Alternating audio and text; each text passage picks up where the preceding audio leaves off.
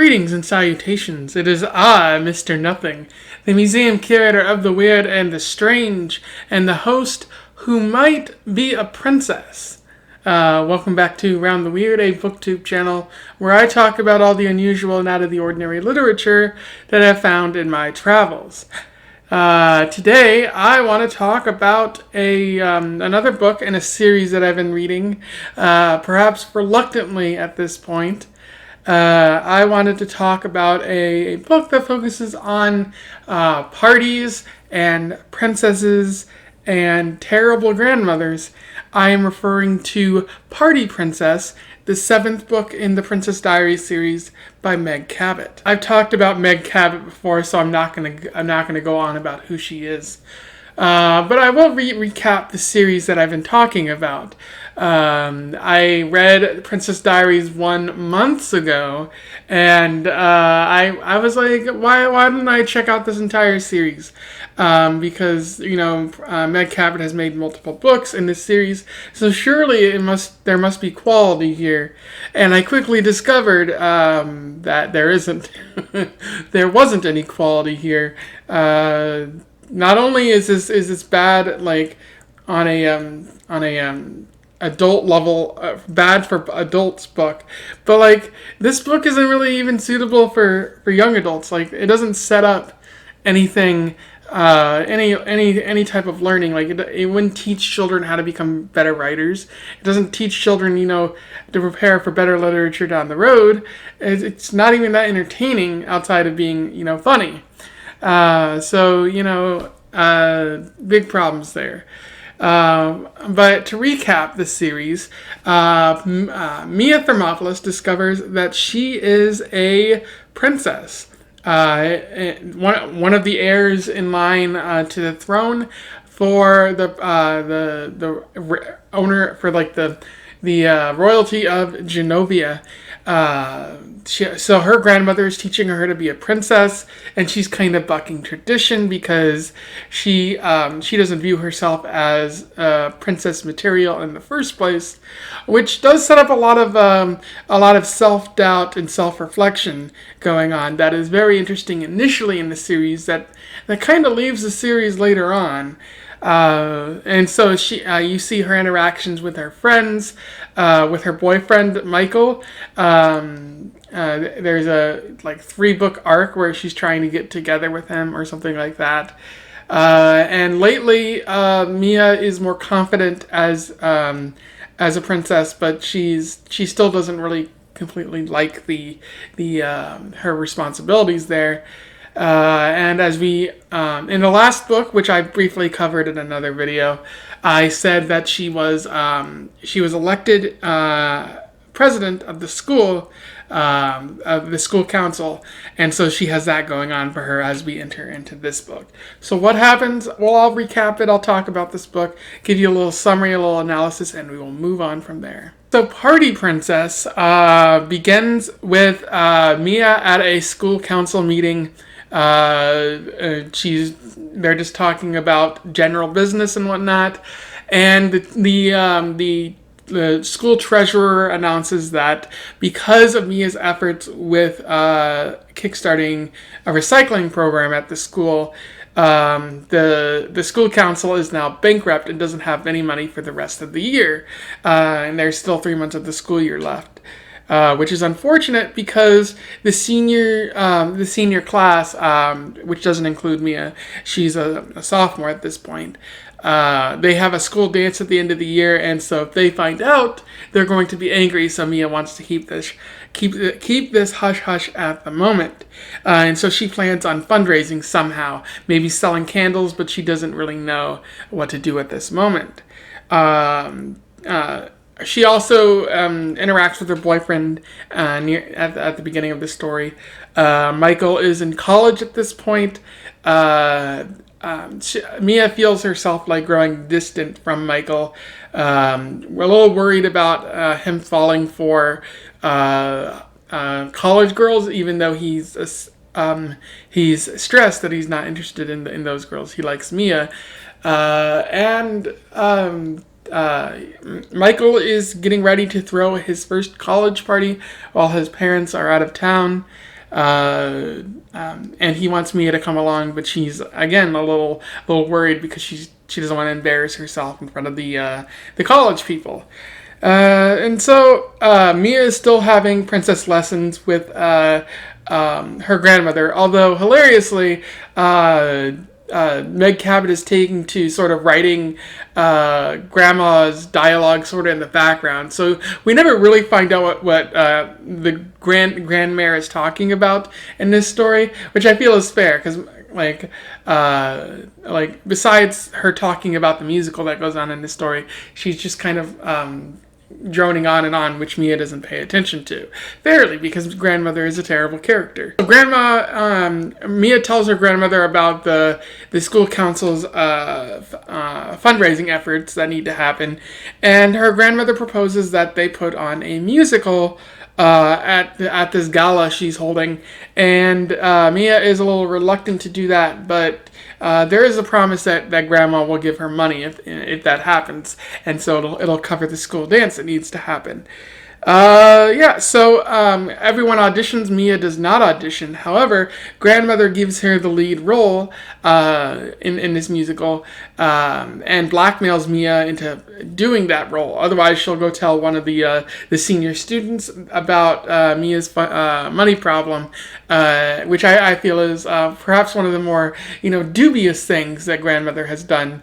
Usually, it's in her interest to help Mia, but this is the first time she's gone out of her way to make things really hard on Mia. Later in the story, Mia becomes worried that Michael is going to dump her because he's starting to act strangely. At the same time, Mia begins interacting with the character John Paul Abernathy IV, who was a character in the story in this series before, but he didn't really have a name. They just called him the guy who hates when they put corn in the chili. Funny. But so he is apparently part of the elites in society too. And they are opposite lead roles of one another in the musical, and Mia begins to feel some sort of attraction to him, although she resists as much as possible. And she actually tries to get Lily to go out with JP, as she calls him, because Lily seems to like the guy. Later on, the students all put on the musical for the gala people, and it's a success. People really seem to enjoy it, and it goes off without a hitch, really. Michael and JP actually switch parts, which allows Michael and Mia to have another happy moment together, and Mia feels more confident in their relationship once again. Grandma reveals that she was trying to set up Mia and JP, once again trying to break her up with Michael, because she feels that Michael isn't good enough, and that Mia should be playing the field because she is a princess and she has to find the right guy first, even though that Mia is very happy with Michael, so, weirdness there. And then the story ends with Grandma giving Mia the money that she needs for the council's funds to throw the dance for the seniors, so it ends on a bit of a happier note there. In terms of analysis, there's not a lot of good to talk about with this story. I will say it is pretty funny. The humor that has existed throughout this series is still here, and so Meg Cabot has at least that going for her.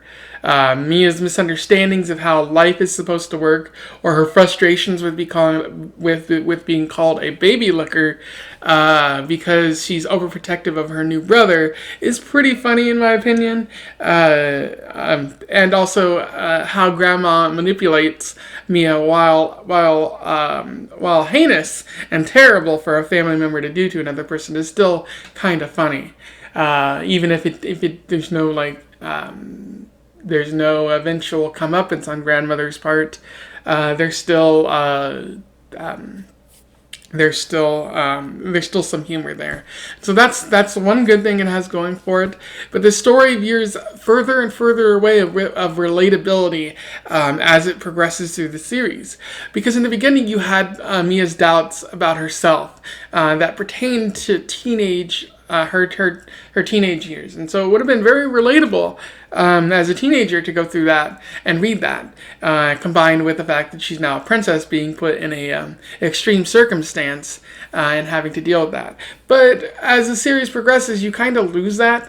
Mia develops more confidence in herself, and one of the big problems is that she starts having money problems or stuff like that, like rich people problems that are unrelatable to to people who actually read this kind of thing, and it doesn't become relatable anymore. Mia becomes this strange character who's complaining about stuff that I don't care about anymore, or I can't see anybody caring about, and it's kind of weird. Like, what's Meg Cabot what's Meg Cabot's issue with trying to ground Mia?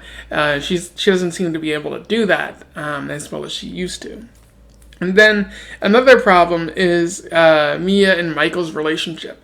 Meg Cabot spent so long building up to this relationship, and then she spent the past 4 books just dismantling it. Like, what was the point of putting Mia and Michael in this relationship if it doesn't seem like you ever wanted them to be in this relationship? Michael was a pretty cool character a couple books ago, but now for some reason Meg Cabot has written him to be a bit of a jerk, and kind of pushing Mia away, possibly into the arms of another gentleman. And I don't really know why Meg Cabot is doing that. It doesn't make sense to me for Meg Cabot to make it seem like this relationship was important and then to just dismantle it almost immediately. Almost immediately. And the problem is that Mia is constantly relearning the same lesson that Michael cares for her. Ever since they got together, Mia's been like, oh, Michael's going to break up with me in this book, but he doesn't. Michael's going to break up with me in this book, but he doesn't. Michael's going to break up with me in this book, but he doesn't. And it's the same worry over and over and over. And I know that teenagers kind of think that everything is difficult for their relationship, but it can't be to this extent. And I know that in high school relationships don't last very long, but it seems like Meg Cabot was writing this up to be an important relationship. And so, Meg Cabot tries to undo everything she did in the previous book or in previous installments. And it just makes this series hard to read. And, I don't really have anything great to say at this point. So those are my thoughts on The Princess Diaries 7, Party Princess. I don't have anything great to say about it. It's a bad series. Meg Cabot is a bad writer. I don't know if she gets better in other series that she writes, but I honestly, if I'm going to take an educated guess, I'm going to say no. She doesn't seem to be a competent writer at all. There are a lot of flaws in her writing, even though she's really good at humor. That's not enough to carry any book series. And so, I don't recommend reading this series at all, and I'm not going to recommend this book because it's the 7th in this series, and why would you start there?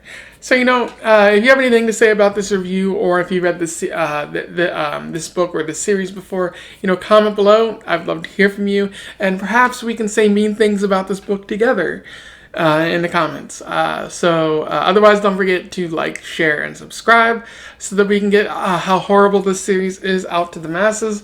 And in the meantime, I wish you the best of luck in your weird and princessy travels. Farewell.